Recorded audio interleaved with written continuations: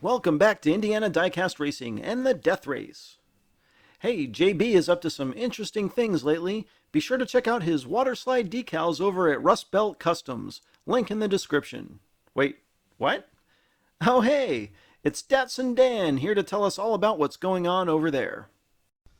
What's up, dorks? It's Datsun Dan. When I need custom water slide decals and custom built diorama pieces, I go to Rust Belt Customs.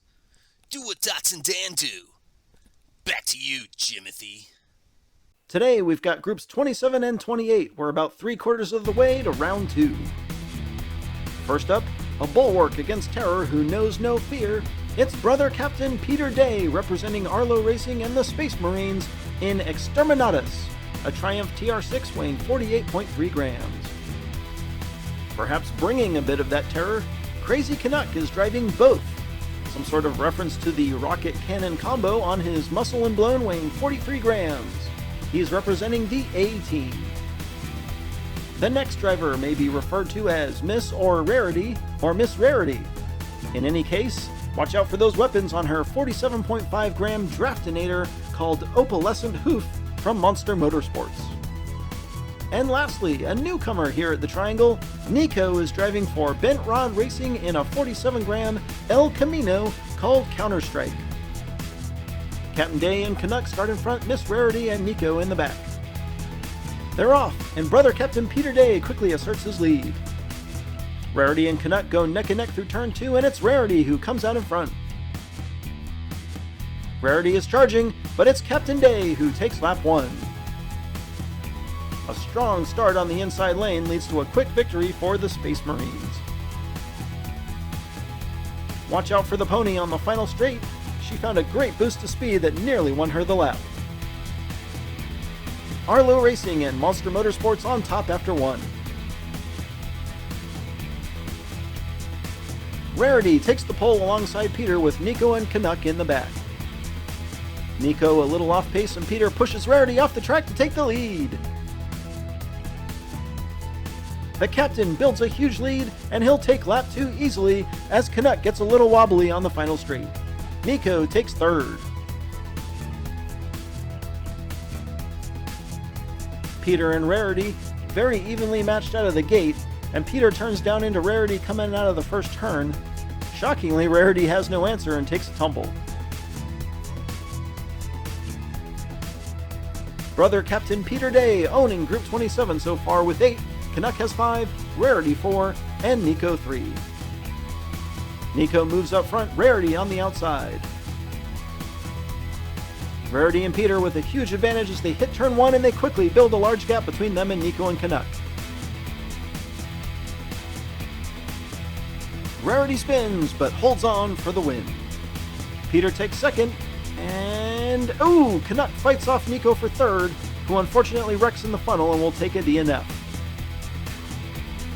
Despite a late spin, Rarity takes a very important win. Canuck and Nico come down the final straight neck and neck, and Canuck is able to leverage his nose in front, resulting in the latest funnel collision to cause a DNF. Brother Captain Peter Day maintains his 3-point lead, and Rarity will take a 1-point lead over Canuck for 2nd into the final lap. Canuck will get the final pole advantage, and with his primary competitor Rarity on the back outside. Crazy Canuck gets a crazy push from the captain, and Canuck will be well positioned to roll into round 2. Canuck slides and Peter's all over him. Canuck trying to block, and Peter spins him around, making the pass to win for the 3rd time today. Canuck is 2nd, Nico 3rd, and Rarity 4th. Despite a large points lead, Captain Day didn't let up on the throttle one bit, fighting Canuck for the lead all the way to the finish. And when Canuck poorly executes a block on the final straight, Peter only has to slightly move the wheel to grab the win. Brother Captain Peter Day absolutely dominates the group with 15 points. Crazy Canuck comes away with 10, edging out Rarity for 2nd. On to Group 28 with Grumpy Cloud driving a 47.3 gram El Camino called Breaking Bad. In what is probably the 2nd most reviled car in diecast racing, Joe Space One is driving Space One, a 49-gram Cadillac V16 for Arlo Racing. In an outstandingly themed NASCAR special that's been here at the track for nearly 2 years, it's Sweet Tea from Lionhawk Racing. Her 34.1 gram ride is called Intimidator. And lastly, in another shiny Zamac vehicle, Numbskull from Numbskull Racing is driving Natasha, a Black Widow weighing 48.7 grams. Grumpy and Joe start us off up front, Sweet Tea and Numbskull in the back. A fairly even start and they stay bunched up into 2. Grumpy Cloud gets in front but Numbskull immediately dives inside. Grumpy's somehow able to hold on to the lead as they bump through the triangle, and lap 1 is going to be Grumpy Cloud, Numbskull. Whoa! Joe and Sweet Tea slide and bounce to a stop just short of the finish funnel. A nice attempt by Numbskull to dive bomb Grumpy in turn 3, but it doesn't quite pan out.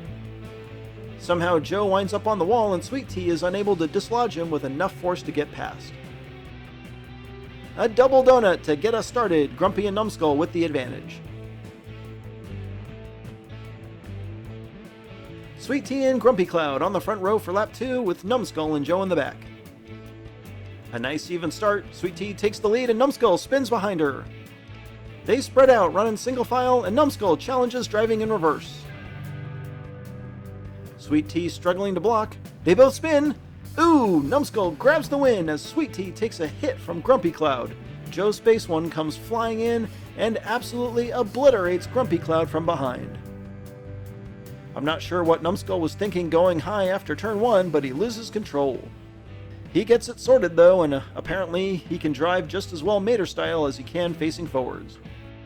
He catches Sweet Tea on the overpass, sticks to her bumper like, well, something sticky. And Numbskull nearly drives her over the wall, but they both spin, allowing Grumpy Cloud to close the gap. Numbskull wins, and you know, I think Sweet Tea was probably headed for a DNF if Grumpy hadn't tossed her over the line. A wild finish, and Numbskull overtakes Grumpy Cloud for the lead. Joe and Sweet Tea are now on the board, but they're lagging behind. Numbskull assumes the pole for lap 3. He's leading in points despite starting both previous laps from the back. He takes off, and can anyone catch him? He wobbles, and he slides. Sweet Tea hits, and she's off the track. Numbskull leads in reverse. Oh no, the rest of the field is now rolling off the track on top of Sweet Tea, and she drops to the sub-track safety surface as Numbskull takes the win on a triple DNF.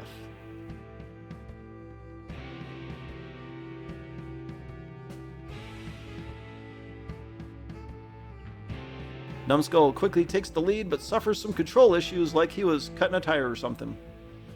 Sweet Tea catches him, but her car is so light, she gets forced off the inside of turn 3. Grumpy Cloud apparently got hung up on the wall between turns 2 and 3, and Joe was unable to get around. Not surprisingly, we'll see Numbskull in round 2 for sure. Grumpy Cloud holds second by 3 over Sweet Tea as we head to the final lap. Already eliminated Joe Space One will take the pole, and already advancing Numbskull on the outside. Numbskull is gone, and Sweet Tea's holding second while Grumpy fights Joe for third. Grumpy closes on Sweet Tea, he gives her a tap, but she holds on to take second. Unfortunately, that would only have been enough had Grumpy Cloud DNF'd.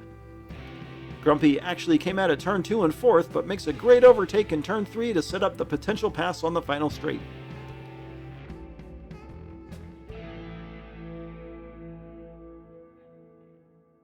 Numbskull near perfect with 15, Grumpy Cloud follows with only 8, but this time it's enough. No change to the wildcard watch.